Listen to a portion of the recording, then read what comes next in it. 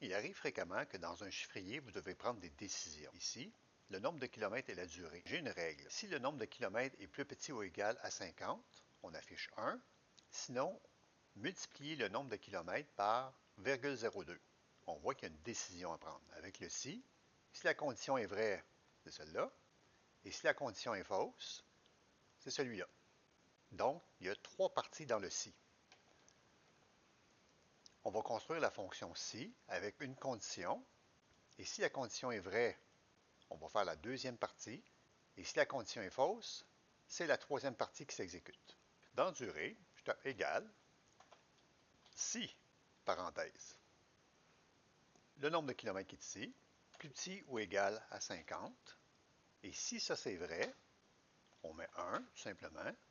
Et si c'est faux, comme le ballon l'indique, je vais reprendre le nombre de kilomètres, multiplié par 0,02, parenthèse. Enter. On voit que le nombre de kilomètres ici est supérieur à 50. Donc, on a pris le nombre de kilomètres multiplié par 0,2, ce qui donne 2,5. Et si je copie, en bas de 50, on a 1, si ça semble être le cas. Sinon, comme on le sait, c'est multiplié. Voyons maintenant un exemple que vous pouvez utiliser dans l'exercice 8-2E, c'est-à-dire les si imbriqués. Si le transport est CTQ, le coût au kilomètre est 29 sous.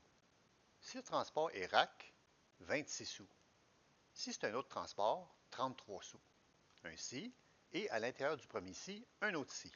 Comment faire? Dans la cellule H5, je tape égal, si, parenthèse ouvrante, parenthèse fermante pour ne pas me mélanger. Je m'en vais une fois vers la gauche.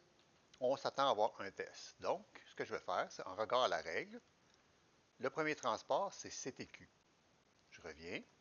La cellule E5 qui contient le transport, égale, guillemets, car c'est une chaîne de caractères, CTQ.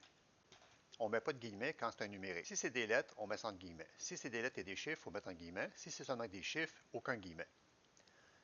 Donc, si ça c'est vrai, point virgule, on regarde ma règle pour la condition vraie. Le coût est 29 cents. Je reviens, virgule 29, point virgule. Si c'est faux, donc c'est pas CTQ.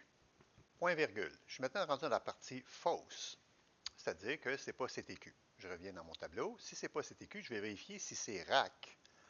Et si c'est RAC, ça sera 26 sous. Et si c'est autre chose, ça sera 33 sous. Je reviens.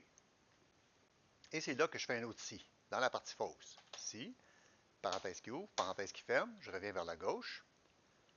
Je recommence. Je vérifie le transporteur. Égal. Et comme c'est des lettres dans la cellule E5, je fais guillemets. Et je tape RAC. Point virgule. On a dit que RAC, c'était combien? C'était 26 sous, sinon 33 sous. Bon. Virgule 26. Point virgule. Donc, là où je suis rendu, c'est ni CTQ, ni RAC. Virgule 33. Les deux parenthèses sont à la fin, c'est parfait. Donc, CTQ, on a dit 29 sous. C'est bien ça. On va voir si RAC va être à 26 et les autres à 33. Normalement, lui devrait aller à 26. Je descends, puis je copie. TNE SST, 33. Tout semble bien fonctionner. Donc, on vient de voir un si imbriqué dans un si. Si on revient à notre squelette, je vais copier ça ici. Et la partie fausse que j'ai faite, j'ai tout simplement ajouté un autre if de la même façon. C'est ça que j'ai fait.